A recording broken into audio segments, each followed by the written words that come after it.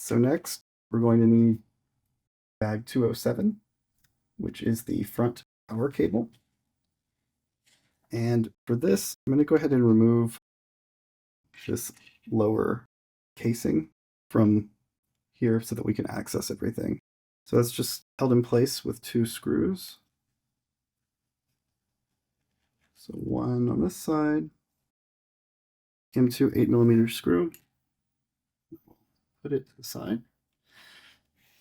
Rotate around. There's one on this side.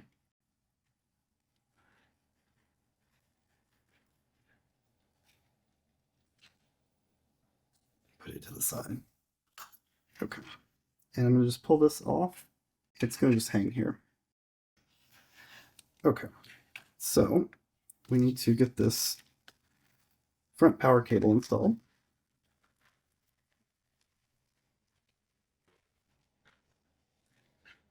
So this cable goes from here to the power regulator. So I'll go ahead and connect it on this side. And then I'm going to connect it to the power regulator as well. Get it lined up, push it down. Okay. And so this just goes, it's going to be between these two. Just flow right in here.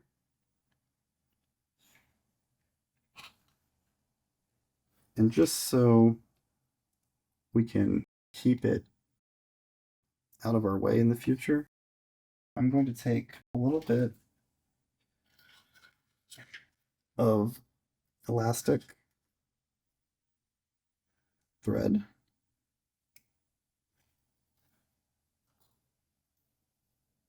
and I'm going to go around the cable.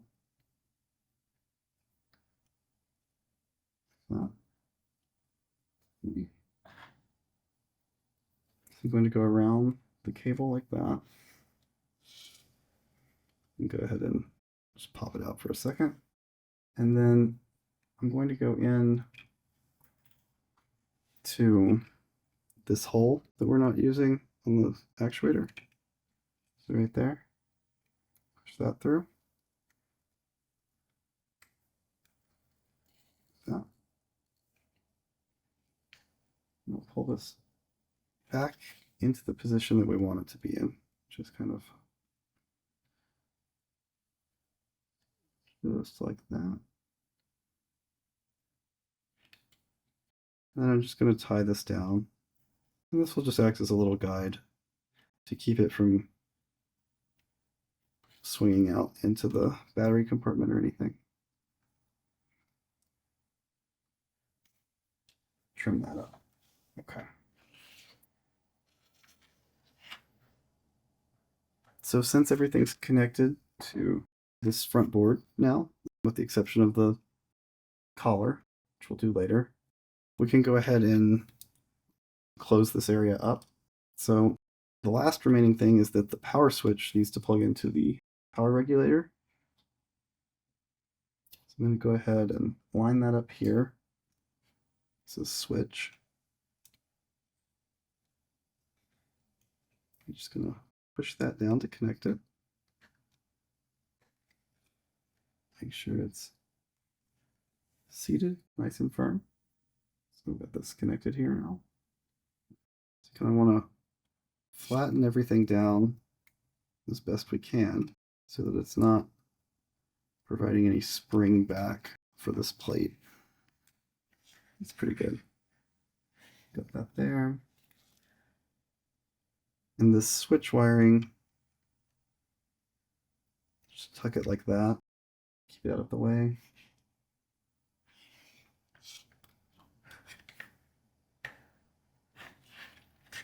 And so we can go ahead now and those holes aligned. We can reattach this using our 4 8mm M2 screws.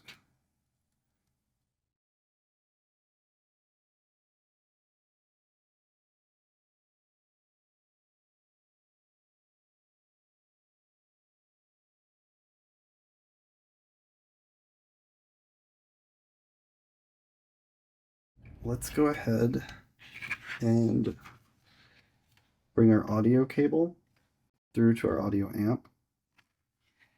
I'm going to rotate this, and we're going to need to feed it through this very small hole that's right here. So to help me feed this through, I'm going to take a piece of heat shrink and put these two pieces of wire into it just to kind of couple them. Comes through.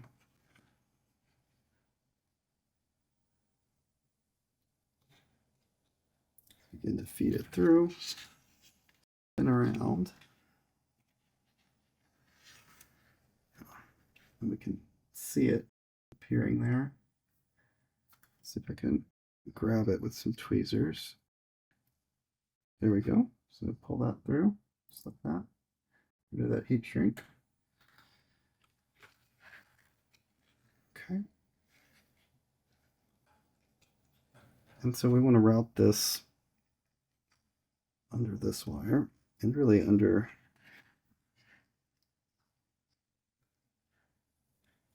this wire as well.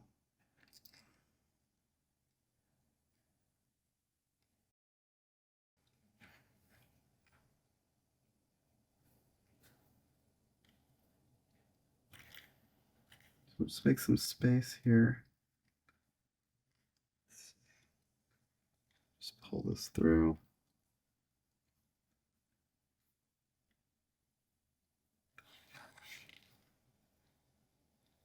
Make sure we got both sides.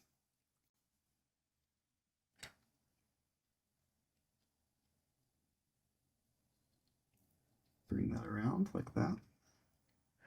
Make sure these wires are tucked back where they belong.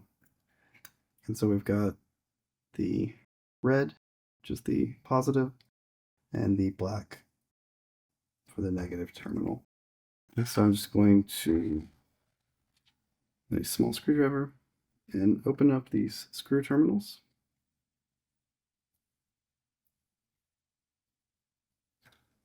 And we'll bring the black wire into the negative for the left channel. All right.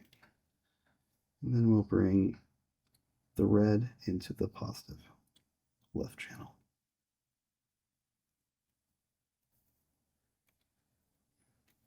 Tighten that down. All right. And so now that is all set. So next, we need bag 208. And this is the battery input cable. And we're going to connect it to the power regulation module.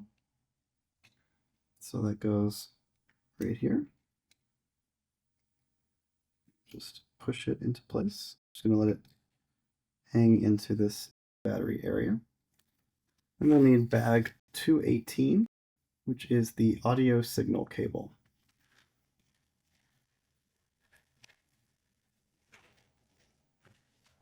And so this will be coming through here and connecting into the audio amp. So I'm going to take the barrel jack end and send it out this way. And take the Molex Chinese box end and bring it in to this connector here on top of the audio amp and push it into place.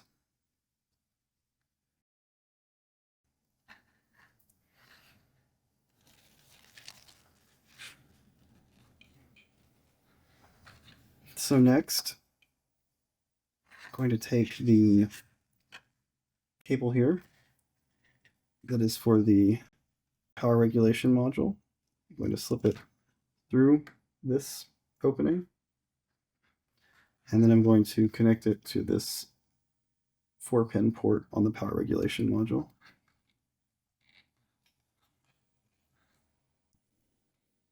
So align that, push it into place.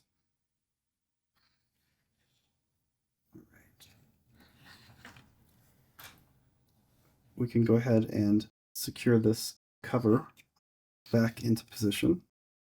Just kind of feed these wires through it as we slide it back down.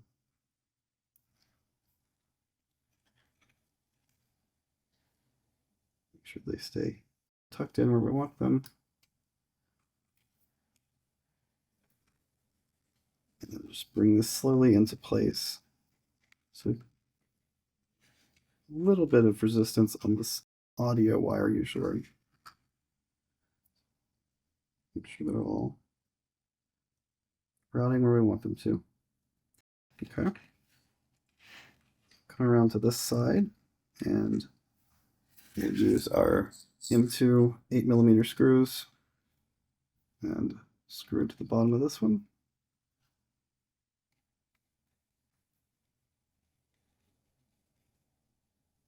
Tighten that up. Swing around to this other side. There we go. And then we will put another M2 8mm screw to hold this.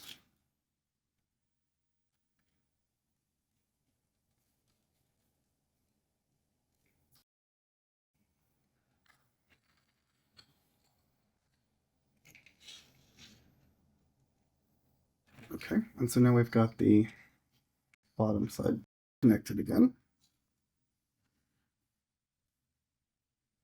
We've got our cables like that.